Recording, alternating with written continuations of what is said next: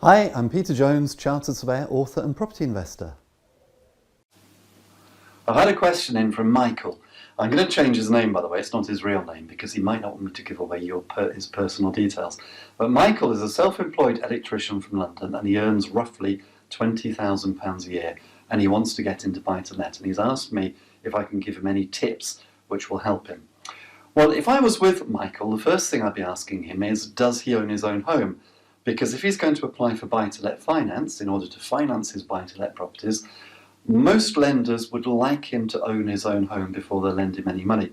Now, I'm going to assume, just for the purposes of this video, that perhaps if he's earning £20,000 and he lives in London, he probably doesn't own his own home, because on £20,000 a year, it would have been quite hard to save up a deposit to buy a property in a high-value area. So let's assume he doesn't own his own home.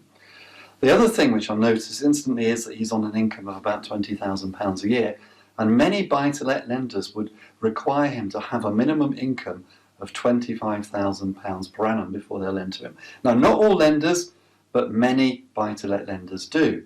So there's two things which are going against him instantly. Does that mean it's hopeless? Does that mean that Michael can't invest in buy-to-let? Well, no, of course not. But he's going to have to think very carefully about how he does this. Now, if he's going to try and do it all off his own back, that's going to be very hard.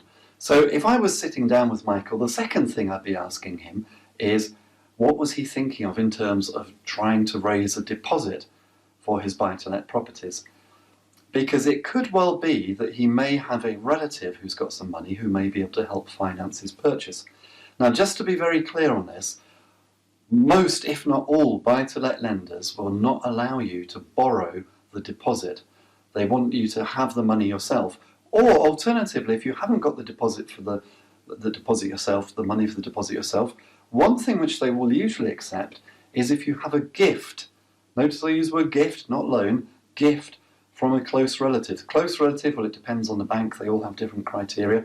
It could be grandparents, it could be an uncle and aunt. They usually like it to be parents, but it could be grandparents or even more distant relatives. But needs to be a relative, and they need to gift the money. In other words, their money has to be given without any expectation of repayment. Now, that's not to say that at some point in the future you couldn't re-gift the money back, but I'm not going to go into that, because if you knew you were going to do that, then potentially that's mortgage fraud. As far as the bank are concerned, the money has to be given in good faith as a gift without expectations of repayment. But if Michael has access to money like that, then that could become the deposit for his buy-to-lets. What if he hasn't even got access to that? Is it all hopeless? Well, no, of course it isn't, but he may have to look at fairly creative strategies. He may have to look at doing what we would call the no money down type deals. Now, no money down doesn't mean that there is no money used, it just means it's not your money that's used. And examples of doing no money downs, and I've done other videos which you can find on my YouTube channel which talk about this, but things like lease options, instalment contracts, creative ways of doing properties where you don't need very much of your own money. Or another way which it can be perhaps achievable for Michael is to think about using private finance so that he doesn't have to go to the bank in the first instance. One of the best ways of doing property is to find private finance to 100% finance your properties. If you can also get the same backer, the same investor to give you the money for a refurb, you can borrow literally all of the money that you need to buy a property and refurbish it, and then 6 months down the line, why 6 months? Because of the 6 months rule. Now, again, I've done other videos on my YouTube channel about the 6 months rule.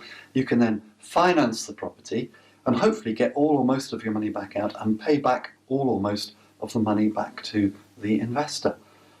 By the way, if you're wondering what happens if you can't get all of the money back out, well, before you even borrow the money off the investor, the best thing to do is just to flag up that when you come to refinance, you might not be able to get all of the money back out. But if you can't get all of the money back out, what money is left in, you'll continue to pay them interest on, and you will pay them back at some point in the future. And you can agree how that could happen. So, Michael, are there things that you could do? Well, absolutely there are, but you're probably going to have to use private finance in some form or another, either as a gift from a close relative to fund a deposit, or as 100% finance to use to buy your properties and then do a refurb, add value. If you look at my other videos, you'll see how to do that, and then refinance and get the money back out. Hope that helps, Michael. Well, I hope you found that informative and inspirational. And if you want help in property, please do come over to my website, www.thepropertyteacher.co.uk. Loads of great resources there, including my blog. There's loads of free videos, loads of great articles. There's free reports to download, including Learning with Peter, where you'll be able to access resources like my video courses, like my ebooks, including my home study course, the Successful Property Investors Strategy Workshop, which I've literally sold thousands of copies of, which takes you through how I started in property, literally with none of my own money, but how I was able to build a portfolio of £2 million worth of property in just 4 years. I'll show you everything that I did right so that you can do the same, and I'll show you everything that I did wrong. I'll tell you about all of my mistakes so that you can avoid them, so that you can progress in property far more quickly than me. Until next time, here's to successful property investing.